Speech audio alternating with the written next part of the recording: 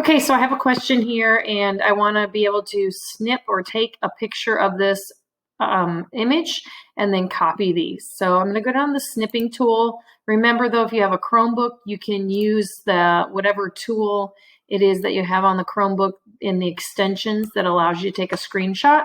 But here's mine with the snipping tool on a desktop or a laptop. So and then I'm going to choose edit. Actually, I want to do a file save as. I want to save this image somewhere on my desktop and call it whatever I need to call it.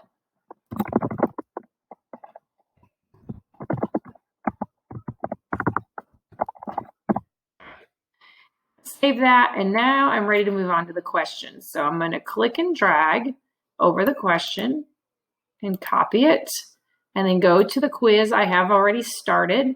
And here's the question. So you can do a right-click paste, or you can do a Control-V paste, and that will paste that question in, or that question in.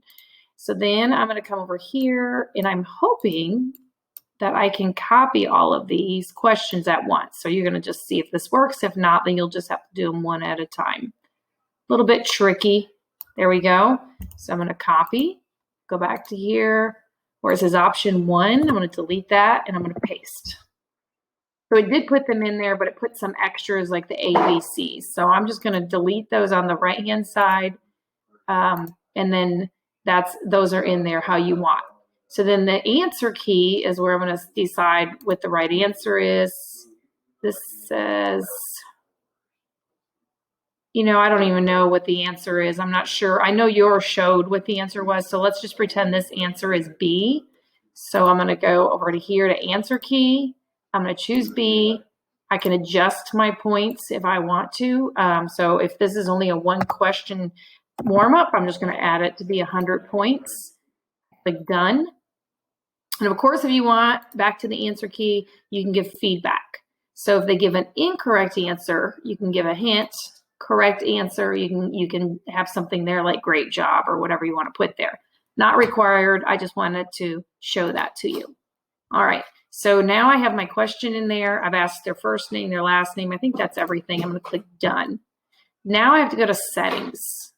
So I'm going to go into settings. Normally we would leave this restricted to Wharton ISD, but if they're not logging in, I guess they would be logging in as themselves. So leave that marked because that requires them to log into the district account, and that's what you want. And then you have some other options here, edit after submit, see summary charts. Usually you leave those off. I'm going to go, if you only want them responding 1 time, you can do that. So then you can go to quizzes. You want to make sure it's on.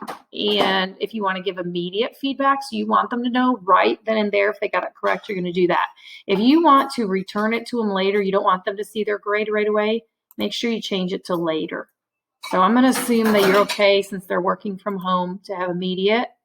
And then you can put missed or correct. Usually in class, we would remove these. But since they're at home, I don't know if that matters. So your choice, but do make sure to make changes if you want to. And then finally, remember, turn on locked mode. That means that when they go in to take this quiz or this question, they can't go into Google or anything like that. May not affect anything, but if you want it where it's completely turned off, you'll just turn on locked mode. So then they go to get ready to take the question, read the question, and it'll say you're about to go into lock mode. They click next or continue, and it goes into a full screen, no tabs showing. So I'm just going to remove that for now. I'm going to click save. So now it's ready for the students. Now I created this in my Google Classroom, so I'm just going to close this out. Oops, I forgot one last thing. Up here in the left, it says blank quiz. This is for you, but I would rename it the same thing. So you got to name it in 2 places. So then it's ready to go. I'm going to close this out, go back to my Google Classroom where I started to create it, and this would be warm up 323, whatever you want to name it. Let's see. And then on the right-hand side, if you just want to push it to multiple classes, you can click that drop down. If you don't want to have it send out immediately, then you can go to this drop down and you can choose schedule. And then you can specify what day and time you want that to go out to your students. So if you're going to go this route, you have to assign each class period separately. So let's say I want this one to go out on March 23rd, and this is my, I don't know what class period, second period. So they come in, I think you told me around 10:30. So that means I would not have this push out to students until 10:30 on March 23rd. If you don't need that, don't worry about it, but I just want to let you know that's there.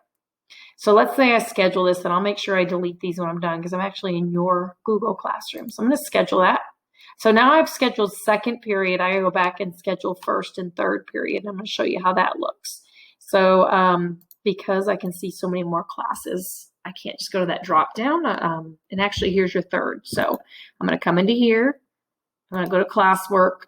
I'm going to go to create. And instead of choosing assignment quiz, I'm going to go to reuse post. And then I'm going to find my second period. It's a little bit slow. And as you can see, I got a gazillion here. So here's your second period.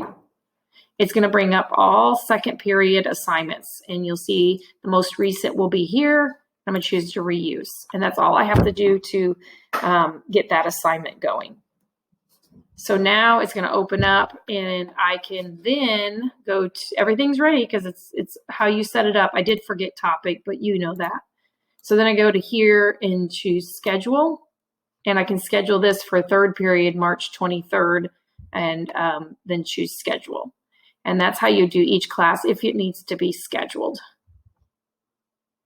So I think that's everything that you need to know. And you'll notice, see how it's gray? That's because it's a draft. It's not posted yet. The kids can't see it. So it'll automatically post when it's scheduled. I'm going to go ahead and delete this just so I don't forget. If you have any questions, let me know. I'm working either at the ESC or I'll be at home, but I'm definitely available. If you have a question, don't hesitate to text me. That's what I see first. I am going to be watching my email closely, though. All right, we'll talk to you later.